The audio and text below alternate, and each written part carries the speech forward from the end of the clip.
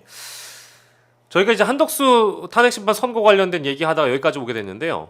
지금 그 탄핵 심판 선고를 결과를 손꼽아 기다릴 만한 사람은 누굴까?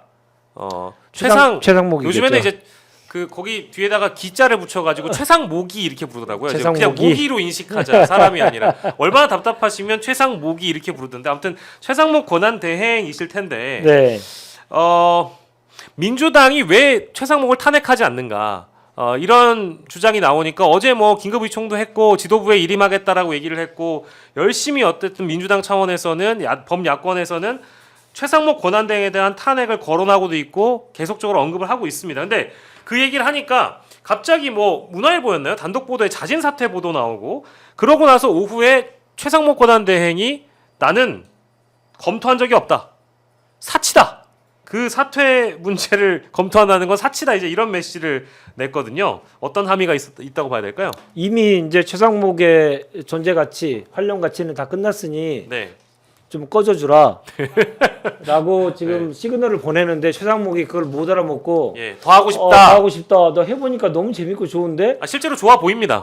내가 법을 위반해가지고 법을 위반하는 행위를 너무나 많이 해도 나 처벌도 안 받고 너무 좋고 나 경호 많이 붙고 예. 사람들이 나한테 대권에 도전하는지 이런 질문도 해주고 예. 내가 한마디 할 때마다 언론에 다 나오고 예. 너무 즐겁다 이런 생각하고 있지 않을까요? 네. 그런 생각 때문에 더욱더 그 사퇴할 마음이 없어 보이는데 이미 활용 가치가 다 끝났다라고 하는 시그널은 분명하게 계속 던져주고 있는 것 같습니다. 예, 근데 이제 그 압박하는 수단으로 오늘 이제 법률위원회가 고발 검토한 내용을 보니까 저 이거는 조금 깜짝 놀랐던 게 이미 어떤 시효가 다 만료된 거라고 생각을 했는데 그게 아니었어요. 뇌물죄와 강요죄와 관련돼서 최상목 권한대행에 대해서 고발 검토를 했는데 이게 2015년 박근혜 국정농단 사태 당시에 경제금융비서관 시절에 있었던 최상목에 대한 의혹 관련된 내용입니다.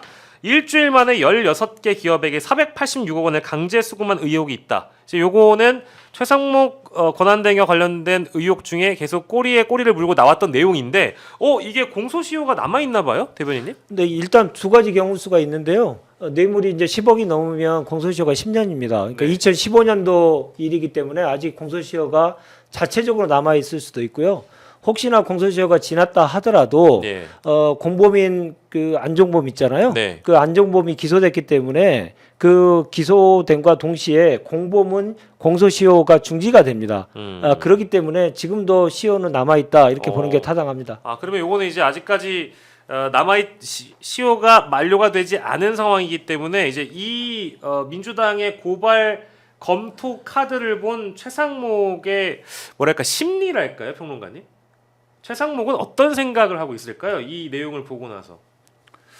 뭐 관료들이 예. 관료 출신들이 이런 것에, 그러니까 정치인 출신들은 뭐 고발한다 이러면은 뭐 이렇게 또 뭐 고발을 하는군 뭐 이렇게 예, 그렇군요. 담이 좀 예, 키워진 상태인데 예. 관료 출신들은 좀 이런 거 고발 뭐 이렇게 얘기하면 좀 아직 겁을 먹곤 하네요. 담이 좀 작죠. 그래가지고 또 뭔가를 하는 데 있어서의 예. 문제가 생기는 것은 아닐까 뭐 이렇게 네. 생각할 개연성이 크고 네.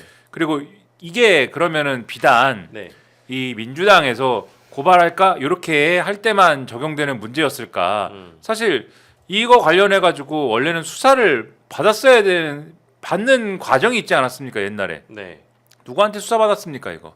누가 수사한 겁니까? 미르재단 이거? 예, 그렇죠. 국정농단 이거 네. 누가 수사를 하는 겁니까? 지금 이거? 그분이죠, 뭐. 예. 예, 윤석열이었죠. 지금, 예. 윤석열, 한동훈 이 브라더스, 윤한 브라더스가 아무튼 이 수사를 해야 되는 내용인 거잖아요. 네. 그때 빼준 거 아니야? 뭐 이렇게 우리가 보고 있는 거 아닙니까? 그런 시선으로 보고 있는 것이고 그때 빼주면서 야 그래도 최상목이가 일을 잘해 이렇게 눈에 들었던 거 아니에요? 희한하게 윤석열 정권에서 그런 사람들이 많이 있잖아요. 네. 내가 수사를 해봤는데 수사하면서 보니까 이 사람은 참 믿을만한 사람이야. 이래가지고 픽업하고 뭐 이런 사례들이 있잖아요. 예.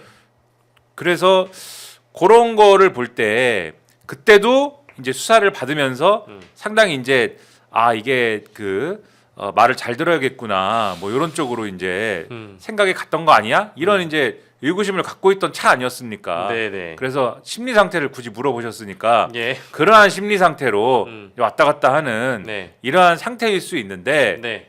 아까 전에 이제 뭐 사퇴 얘기나 이런 거는 네. 이제 여러 가지 해석이 있을 수가 있죠. 그래서 음.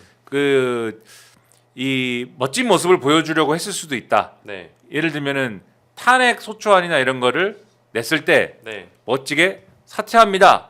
이렇게 해가지고 이 정부에서 여러 명이 그렇게 했죠. 예, 이 정부 윤석열이라는 이 존재에게 네. 신임을 얻으려고 하는 그러한 제스처였을 수도 있는데 예, 예. 그런데 그 코드가 네. 윤석열 쪽에서 볼 때는 그 코드가 아니고 상목이 왜 그러지?